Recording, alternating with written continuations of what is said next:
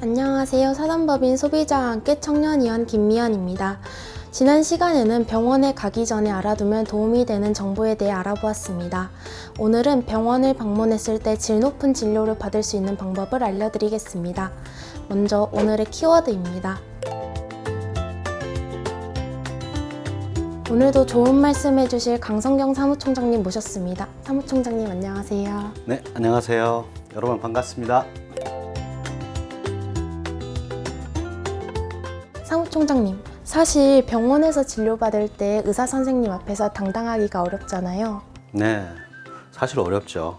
진료를 받는 시간이 충분치도 않고 또 충분하더라도 의사 선생님의 질문에 답하면 더 이상 할 말이 또 없죠. 또 의사 선생님이 하라는 대로 이제 알겠습니다 하고 이제 그냥 나오는 때가 많습니다.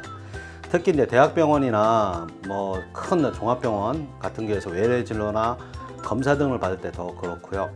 지난 6편에서 우리가 잠깐 이제 다뤄봤지만 소비자 단체인 소비자 시민모임에서 설문조사한 내용을 보면 의료기관을 이용한 1000명을 대상으로 했을 때 한 66.5%가 불만을 이제 경험했다고 이제 나오고 있죠. 또 불만을 경험한 81.1% 정도가 그냥 이제 참고 그냥 넘어간다. 라고 답변을 한 거를 이제 저번에 다뤄봤었죠. 최근에 이제 저희 단체에 이제 제보가 들어온 게 하나가 있었어요. 백내장 수술비에 대한 이제 불만 사례에 대한 내용인데 그 내용 보고 진짜 깜짝 내가 놀랐는데요.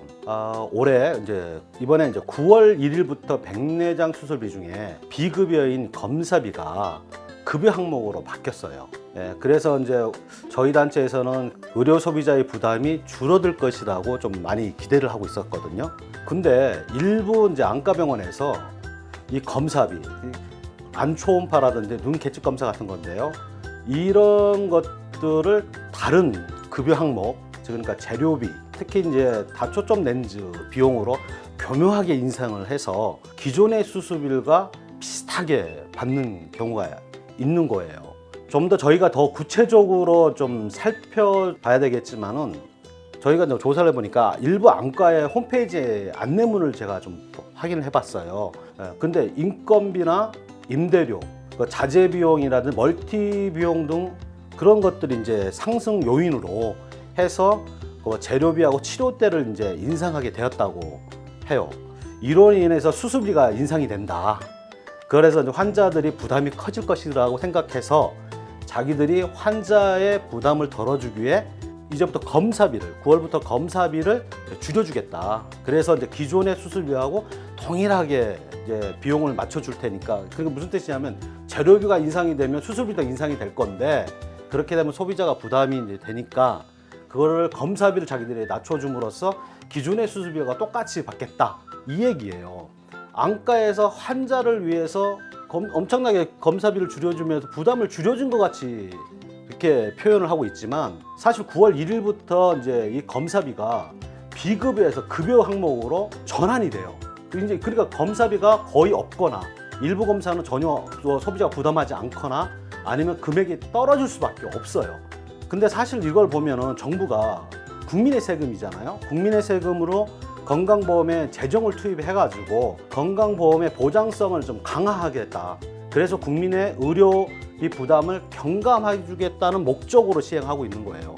이런 급여화의 의료 정책을 기만하는 그 안내 홍보를 통해 가지고 이거 무력화시키는 거예요. 더불어서 실질적으로 소비자의 부담이 그대로 전가가 돼요. 지금 현재 일부 병원에서 지금 안내문이 이렇게 나온 거는 우리가 그렇게 조사가 됐는데 앞으로 이게 많은 안과들도 똑같이 시행할 거라고 저희들은 우려를 해요. 그래서 이제 저희들이 좀 더 주의 깊게 좀 보고 한번 심도 있게 다시 한번 다뤄볼까 생각하고 있습니다. 그리고 정부에서도 이런 실태들을 좀 더 면밀하게 좀 파악 좀 해서 시정 조치 좀 하고요. 비급여에 대한 관리 체계를 좀 더 강화해야 될 것이라고 좀 생각해요.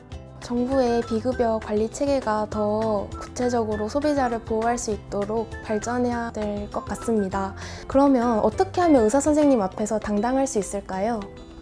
환자로서 제대로 이제 진료를 받고 치료를 받고 해서 건강을 찾기 위해서는 또 과잉 진료나 과다하게 이제 진료비가 지출되는 것을 막기 위해서는 의사 앞에서 병원 앞에서 더 당당할 필요가 있어요. 아까 말씀드렸던 백내장 수술 관련해서도 소비자가 환자가 의사에게 그런 백내장 수술을 하게 되는 삽입 렌즈가 그럼 어떤 거냐 물어봐야 돼요. 그거를 물어봐서 그 삽입 렌즈가 무엇이라는 거를 반드시 적어가지고 건강보험 심사평가의 홈페이지에 들어가 보면 비급여 금액을 확인할 수가 있어요. 그걸 보고 수술 여부를 결정할도 늦지 않는다는 거예요. 그래야지 과잉진료라든지 과도한 어떤 비용들이 나가는 것을 예방할 수가 있습니다. 원래 이제 본론으로 좀 들어가 보면 병원에서 진료를 받으러 할 때 의사 선생님하고 만났을 때 의사 선생님 처음 질문하는 게 뭐예요? 예, 보통 이제 어디가 아파서 오셨습니까? 이렇게 이제 물어보죠. 예, 이럴 때 이제 대부분의 이제 환자들은 여기도 아프고요, 저기도 아프고요, 뭐 아마 되게 장황하게 이제 말하는 경우가 있어요. 또 때로는 감기인 것 같아요, 몸살인 것 같아요, 이렇게 간단하게 얘기하는 경우들이 있거든요. 이렇게 되면 의사 선생님이 또 묻죠. 언제부터 그랬나요? 뭐 어떻게 아픈가요? 뭐 이렇게 해서 계속 이렇게 뭐 물어봐요. 그러면 환자가 그런 거에 대해서 그냥 우리 일반적으로 가면 뭐 질문에 그 의사 선생님이 얘기하는데 그냥 이렇습니다 답변을 하는 경우도 많거든요. 근데 환자의 이 답변이 장황하거나 또 그냥 너무 좀 잘 모르고 막 횡설수설하는 것 같은 느낌을 받으면 대부분 뒤에 사람들도 많고 시간도 이제 촉박하잖아요. 그러다 보니까 의사 선생님이 보통 빨리 진단하거나 이것저것 뭐 이것도 검사도 하고 저것도 검사하셔요라고 하는 경우도 있고, 때로는 수술이나 뭐 이런 건 시술 좀 받는 게 좋겠습니다 이렇게 얘기하는 경우들이 많아요. 이런 것들부터 시작해서 이제 환자는 의사 선생님 앞에서 유축이 되기 시작하는 거죠. 그리고 또 많이 고민을 하게 되죠. 또 궁금한 것도 있는데도 제대로 물어보지도 못해요. 그리고 그냥 나오는 경우들이 많아요. 그래서 이제 결론적으로 제가 말씀을 드린다면 의사 앞에서 당당하기 위해서는 메모를 하셔야 돼요. 그러니까 집에서 몇 가지의 내 건강, 현재 내 상태들을 좀 체크해서 미리 메모를 해 갖고 와야 된다. 이 메모하는 내용들은 뭐 그렇게 크게 뭐 전문 지식이 아니에요. 그냥 내가 필요한 것들만 이제 적는 건데, 이렇게 하면 의사 선생님하고 좀 대화도, 질문의 답도 명확하게 할 수가 있고요. 그 다음에 내가 궁금한 것들을 자유롭게 이제 의사를 분명하게 표현할 수 있고 밝힐 수가 있는 거예요. 그렇게 되다 보면 이제 질 좋은 서비스를 받는 거죠. 의사 앞에 당당하다는 것은 의사하고 열린 마음으로 대화가 된다라는 거고, 또 자기의 의사 표현을 분명하게 명확하게 할 수 있다. 이게 이제 의사 앞에 당당하다는 것입니다. 그렇군요. 그럼 구체적으로 어느 것을 체크하고 메모해야 할까요?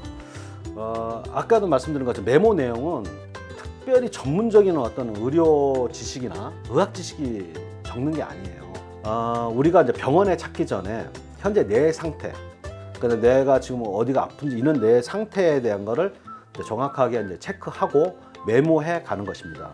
쉽게 말하면 내가 어디가 아파서 왜 병원에 왔는지를 명확하게 메모하자라는 거예요.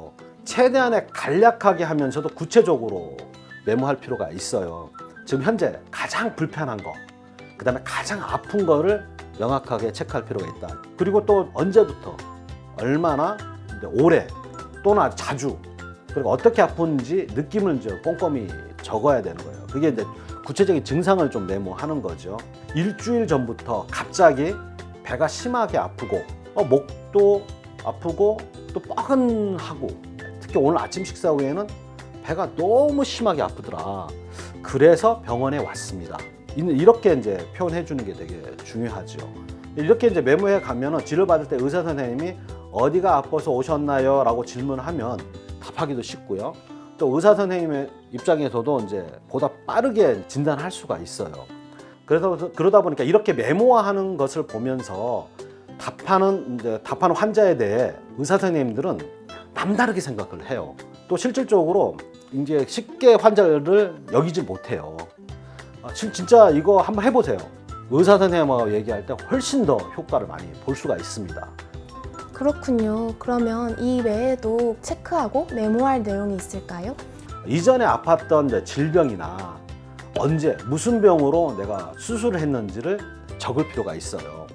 과거에 나는 이렇게 아파서 이런 수술도 했고 이런 질병도 있고 이런 약도 먹고 뭐 이랬다, 이렇게 하는 게 되게 중요하고요. 그다음에 현재 이제 다른 병, 예를 들어서 뭐 이제 당뇨, 고지혈, 뭐 고혈압 이런 것들을 통해 가지고 지금 치료를 받고 있고 약을 복용하고 있다. 라는 것도 이제 미리 꼼꼼하게 이제 체크해서 메모에 가서 말씀을 드리고, 또 뭐 그다음 약을 복용하는 경우에는 이제 처방전이나 아니면 약봉투 같은데 뒤에 보면은 이제 그 해당 약들이 써 있거든요. 그거를 그러니까 핸드폰으로 사진을 찍고 가든지 아니면 복사해 가서 선생님에게 전달해 주면 되게 중요합니다. 이게 이제 약물 이제 과다 복용을 이제 예방하는데 되게 좋고요. 두 번째로 또 생각할 게 뭐냐면 가족력이라는 게 있어요. 우리 가족 중에 누가 언제 어떤 병이 있었는지, 수술했다 아니면 어떤 병으로 사망했다 이런 경우들이 있거든요. 그런 것들도 알고 있으면 좀 자세하게 또 그것도 메모해 두시고요. 마지막으로 우리가 이제 가서 병원 의사 선생님하고 특히 이제 부모님이 이제 아파서 보호자가 따라갔을 때는 궁금한 게 많아요.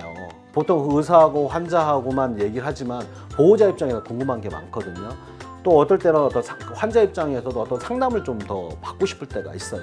그럴 때도 상담 받고 싶어 하는 내용이나 궁금한 내용을 미리 메모해 가는 거예요. 메모한 걸 가지고 하나하나 질문하면 의사 선생님도 답변도 빠르고 내가 궁금한 것도 빨리 더 많이 정확하게 알 수가 있는 거예요. 그냥 막연하게 얘기하는 것보다. 근데 그렇게 시간이 없을 경우에는 어떻게 하냐면 그 상담하고자 한 내용, 궁금한 내용을 의사 선생님께 드리는 거예요. 보통 의사 선생님이 한 일주일에 봅시다, 2주에 봅시다 이렇게 얘기를 하잖아요. 그럼 다음에 우리가 왔을 때 이거에 대해서 좀 답변 좀 부탁합니다라고 그 선생님께 부탁드리면요.